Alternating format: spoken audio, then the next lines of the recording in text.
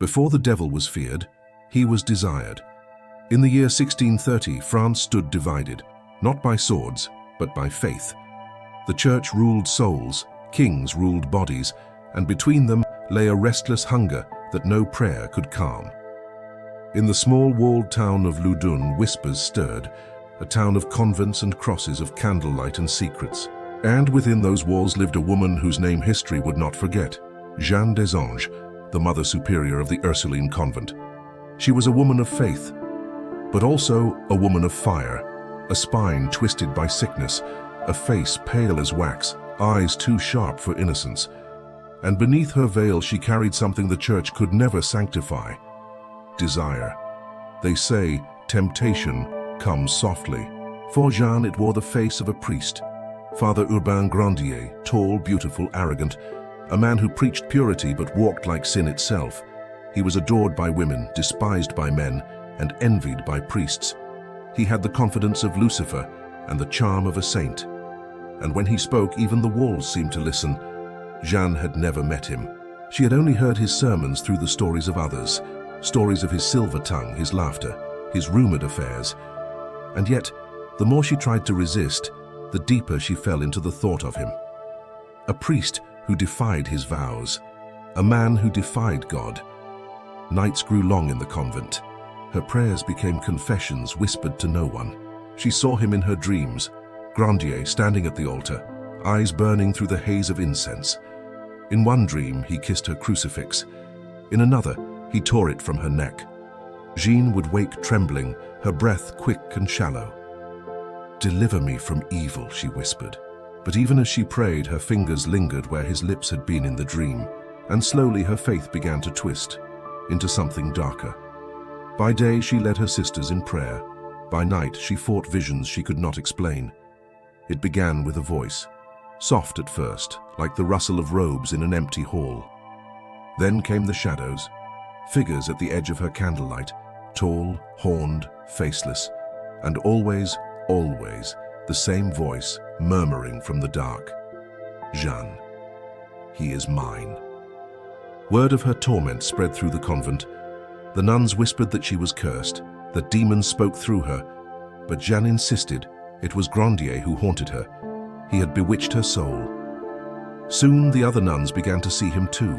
They screamed his name in the night, tore at their veils, convulsed before the altar. It was as if a sickness had swept through holy ground. The church sent exorcists. They arrived with relics, incense, and fear. In the chapel, Jeanne writhed on the floor, her voice not her own, deep, guttural, mocking. The priests demanded the demon's name, and through her trembling lips came the words, Urbain Grandier. At first, Grandier laughed. He called it madness, hysteria. He had enemies in the clergy. He knew this smelled of politics, not piety. But the accusations grew. The convent was possessed, they said, by the devil himself, and he was the devil's vessel. One by one, the possessed nuns confessed to unholy acts, that Grandier came to them at night, his body burning with hellfire, whispering blasphemies, binding them to him in spirit and flesh. The church called it proof, the town called it spectacle, and Loudun descended into madness.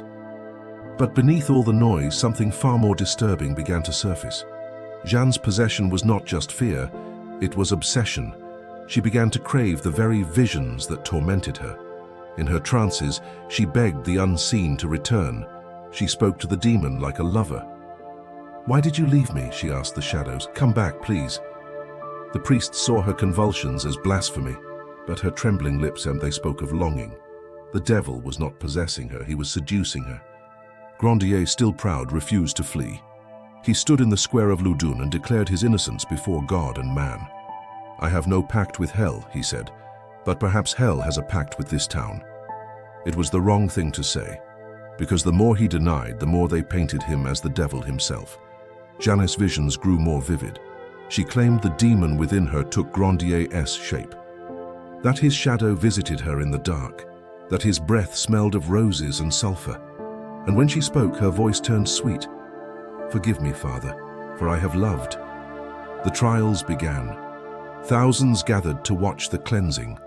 Jeanne was brought forth, pale and trembling, her eyes wild. The priests asked her who had defiled her, And in front of the crowd she smiled, a slow broken smile, and whispered, "Urbain Grandier." The crowd gasped.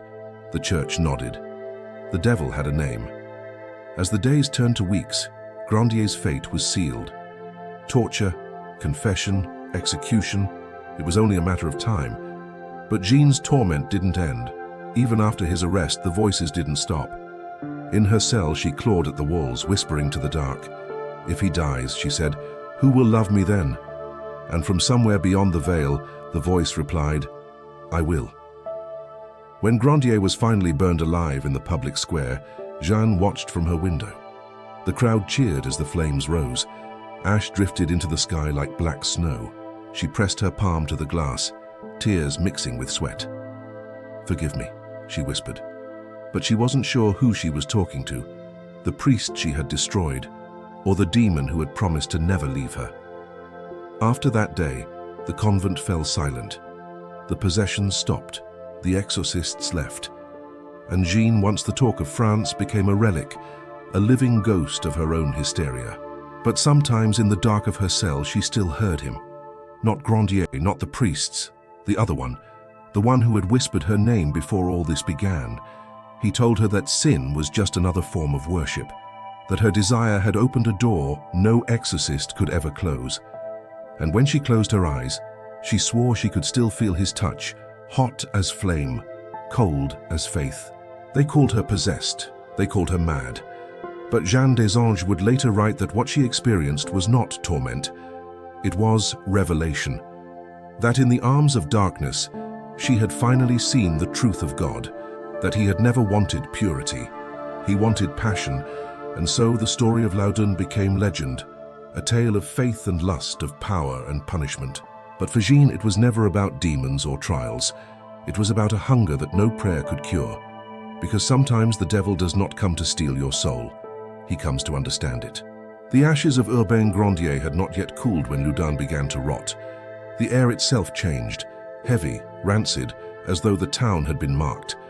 They said the devil had fled with Grandier's soul, screaming into the smoke. But Jeanne des Anges knew better. He hadn't left.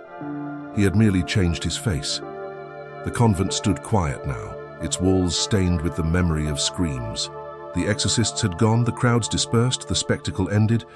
But at night, when the bells struck midnight, Jeanne would wake to the sound of breathing, slow, patient, human, and always behind her, never beside, never gone. The church had rewarded her purity. Her suffering, they said, had been divine. She was a living miracle, the nun who had survived the devil's possession and brought a heretic to justice. Letters poured in from nobles and cardinals. Pilgrims came to touch her veil, believing it blessed. They wanted her story, her scars, her faith. But Jeanne's faith was gone. What lived inside her now was something else, something that watched from within and whispered, "You killed him for me." Sometimes she answered aloud. Sometimes she smiled when she did. Her fame spread faster than plague. The Archbishop himself summoned her to Paris to testify to God's triumph. The streets filled as her carriage passed. People knelt, crossing themselves, weeping. They saw a saint. But Jeanne saw only mirrors, faces distorted by worship and hunger. She wondered if the devil was watching from behind one of them, wearing a priest's robes, laughing softly. In Paris, they lodged her at the convent of the Carmelites. It was larger, colder, and far more silent than Loudun. But silence was dangerous. It made space for voices, and the voice had not left her. "Do you miss him?" it asked one night as she lay on the stone floor unable to sleep. "Do you miss the fire, Jeanne?" She clenched her rosary until it drew blood. "Yes," she whispered. Then, horrified, "No, no, deliver me." The voice only laughed. And when she looked at her reflection in the brass of the candle holder, her own lips were still moving. The priests questioned her daily. They asked her to describe her torment for the record, how the devil entered, how she was freed, what she had seen in the flames. They wanted details. They wanted horror. They wanted entertainment. And Jeanne, trembling before them, gave it to them all. She spoke of Grandier's spirit visiting her cell, of shadows that brushed her skin like a lover's hand, of dreams so vivid she woke gasping with shame and heat. But the more she spoke, the more their eyes changed. What had begun as piety turned into fascination. One priest in particular, Father Barre, took copious notes, asking her to repeat the moments where she felt the devil's touch. He said it was for documentation. Jeanne saw the tremor in his hand as he wrote. The devil did not need to possess men anymore. He had merely taught them what they wanted to hear.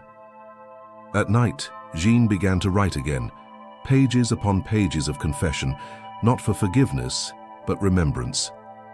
She wrote of Grandier's eyes before the fire, of how his screams turned into prayer, of how she felt the heat not as punishment but as awakening. She wrote that God had created hell not for the wicked, but for the passionate, those who burned too brightly to fit in heaven, that the devil was not God's enemy, but his reflection, the part of him that desired, and that in her suffering she had touched both. She hid these writings beneath the chapel floorboards, but the voice knew. "You understand now," it whispered. "Faith is not purity. It is possession." One winter evening during Vespers, Jeanne collapsed. Witnesses said she trembled, her face flushed with ecstasy, her body twisting in unnatural grace. She cried out a name, not Christ's, not Mary's, but something ancient, guttural. The nuns dragged her to her cell, fearing another possession, but when the exorcists came, they found her smiling. "I am not possessed," she said softly. "I am chosen." The archbishop declared her delusional yet useful. The church could make saints from sinners, especially beautiful ones. They announced a miracle. Jeanne had been visited by the Holy Spirit. Paintings were commissioned, pilgrimages planned. Her body, once trembling from desire, was now the relic of divine suffering. And the devil laughed through every hymn. But Jeanne began to see the cracks. In the monastery's library she found forbidden texts, writings of mystics long condemned by Rome. Women who had spoken of divine union through pleasure, of seeing God in ecstasy. Hildegard, Marguerite Porete, the Béguines, all silenced, burned or buried. She read their words by candlelight, trembling, realizing they were not heretics. They were her mirrors. They too had heard a voice in the dark and called it God. The more she read, the more her dreams returned. Not of demons this time, but of Grandier, standing unburned in her cell, eyes gentle, voice calm. "You gave them what they wanted," he said, "and now they will make you their idol." She reached for him, but her hand passed through smoke. It smelled of roses. When spring came, Paris was fevered with talk of visions and miracles. Jeanne was invited to court, to meet the queen, to speak of divine revelation. She arrived draped in white, pale as wax, her veil trailing like mist. The nobles whispered of her beauty, her madness, her power. As she spoke of heaven and hell, her voice took on a rhythm, half sermon, half seduction. The courtiers leaned in, transfixed, and somewhere among them, a man in black robes smiled knowingly. After the audience, he approached her. He was no priest, no noble, only a scholar with eyes like embers. He said he had studied the possession of Loudun, that he wished to understand her truth. Jeanne should have refused. Instead, she followed him into the candlelit corridors of the palace. They spoke for hours, of sin, of desire, of God's cruelty. He quoted scripture backwards. She corrected him in whispers. When he touched her wrist, she did not pull away. His hand was warm, but his breath was cold. And when he called her sister of flame, her knees weakened. Later, she would not remember if they had kissed or only dreamed it, but she woke with a mark on her throat, shaped like a cross, burned into the skin. After that night, Jeanne's visions grew stronger. She saw Grandier's face in strangers, the devil's eyes in candles. Her body burned with fever. Her soul felt light, hollow, consumed. The church feared another scandal. They confined her once more, forbidding visitors. But isolation only deepened her madness. She began to carve symbols into the walls, circles, sigils, prayers twisted into desire. She said they kept him close. In the cell across from hers, an old nun whispered, "Child, that is not God." Jeanne smiled faintly. "Then why does he answer?" The months blurred. Paris forgot. The church moved on to newer miracles, fresher sins. But Jeanne remained, half saint, half sinner, slowly fading into myth, until one morning her cell was found empty, the door still locked from within, the floor cold.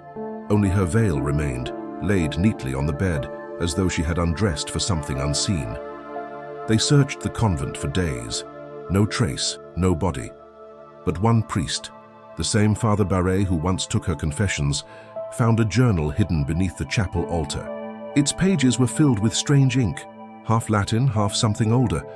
On the final page it read, "He has kept his promise. The fire no longer burns outside. It burns within." Father Barret closed the book, trembling. He looked up toward the crucifix above the altar. For a moment, just a moment, he swore the Christ carved in wood was smiling. Years later, Loudun rebuilt itself. The convent was abandoned, the town quiet again. But travelers still spoke of a woman seen at crossroads at dusk, veiled in white, hands folded in prayer, whispering in tongues older than France. Some said she was Jeanne's ghost. Others said she never died, that she had ascended not to heaven but to something deeper. In the archives of the church, her writings were sealed, labeled dangerous mysticism. But one passage, copied by an anonymous monk, survived the fire that later consumed the records. It read, "I saw hell, and it was holy. I saw the devil, and he was merciful. I saw God, and he was lonely."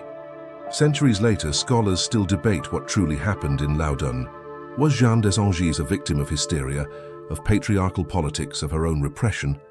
Or had she truly touched something divine, something that blurred the line between love and damnation? The church called it madness. Historians call it tragedy. But perhaps Jeanne called it freedom, because in the end she was neither saint nor sinner. She was a mirror, reflecting the hunger every soul hides beneath its faith. And in that reflection the devil smiled, for he had never wanted to own her soul, only to be remembered.